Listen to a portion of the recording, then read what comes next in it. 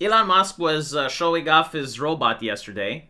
It's called Optimus, and people say it may be sold for anywhere between $30,000 to $100,000, which is pretty much the price of a car, and it's going to help with housework. So it's probably going to do cooking, it's going to do cleaning, walking the dog. In theory, it should also be able to do shopping, but if you're in Chicago, I wouldn't let a $100,000 robot out of my house. Not even to go to the delivery guy. But yeah, I mean, it's really interesting because it's highly likely that the next generation is going to use these en masse. They're going to be the same like buying a car. And for a while, I was a little bit optimistic. I was like, wow, I grew up with Star Trek, and I grew up with computers that barely worked, like 486. And look how far we've become. Like, we got the AI and we got robots, and that's pretty cool. And someone told me on Twitter, it's like, V, you're saying that you can't wait for your kid to have one? I can't wait for my kid to get arrested by one.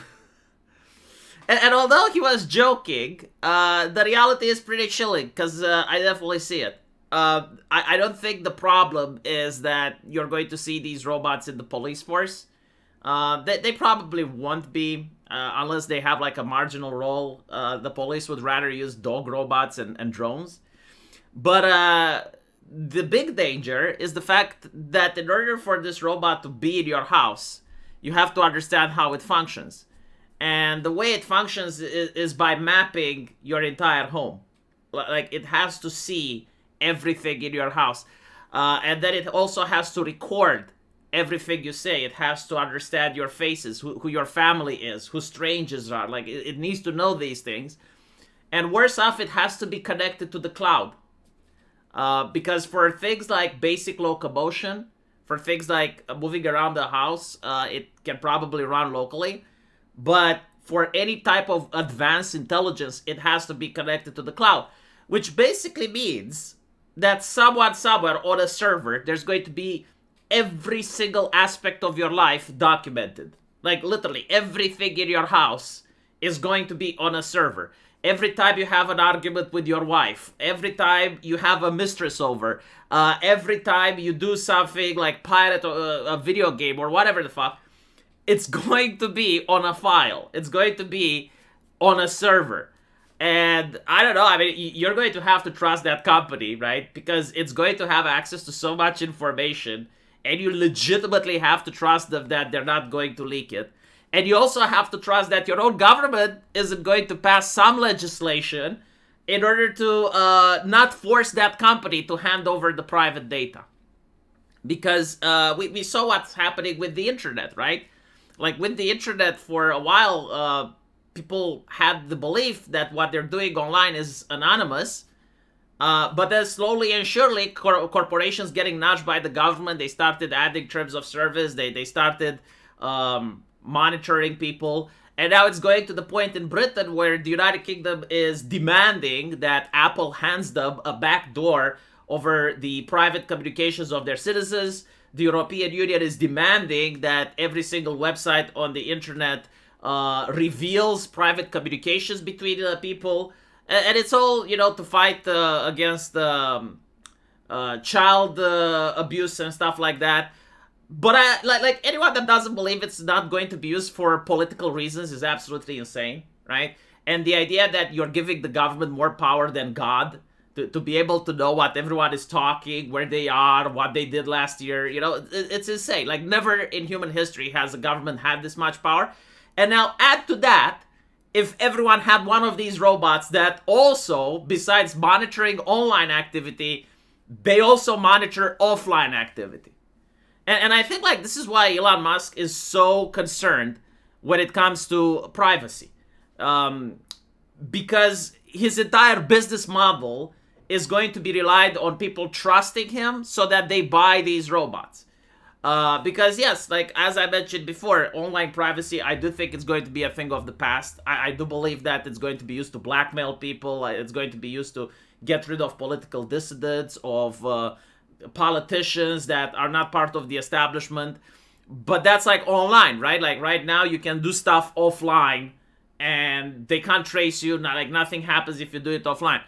But in a world where these robots are common and everyone has one of them and they're connected to a cloud,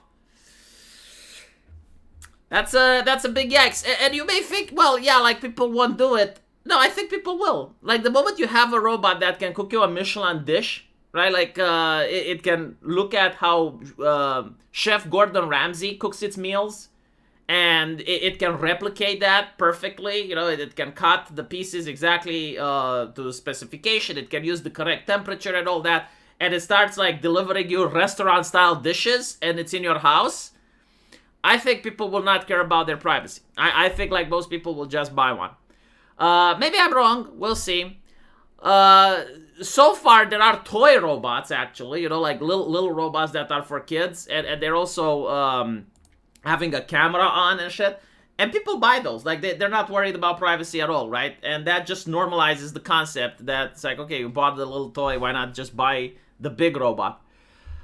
Still, you know, I'm not saying that the future is necessarily grim or that it's necessarily better. I'm just saying that it's going to be different, that it's going to be very interesting. You know, if you're a person that's getting old and you're in your 70s or something like that, a robot like this may actually be a lifesaver. Also, Elon Musk is not the only one in the game. There's also China. They're making their own. The ones from China are actually child-sized. They're smaller. I think it's because they are cheaper to manufacture, right? Like less material goes into them. But they're also extremely agile. Like despite their size, they're able to climb on stuff, which is quite important if it's going to be in a household and has to get to places in order to perform chores. I mean, look at this one, right? There's a lot of videos like this that demonstrate their capabilities. So they're not sluggish at all. They're not like the ones from 3 years ago. Apparently, like they're also trying to give them human faces and stuff. Which, yeah, like it's possible that 20 years down the line, you're going to have robots that are pretty much indistinguishable from humans. Of course, like the people there will be able to tell what's a robot and what's a human. But we're reaching pretty high sci-fi levels. And look how interesting it is. Like they actually notice when an obstacle is in front of them and they stop and then they start moving again. So yeah. But like, be honest, you know, most of you will probably buy one. And you're going to see a lot of people like Michelin chefs and restaurants freaking the fuck out. Because if you can just buy stuff from the groceries that cheap, and then the robot cooks the meal for you, and then also washes the dishes, yeah, I think it will destabilize the entire service industry. And the same way that artists are freaking out now about AI, you're going to see restaurant owners and Michelin chefs also freaking out about these robots. Let me know what you guys think, though. And as usual, I will see you in the comment section. Take care.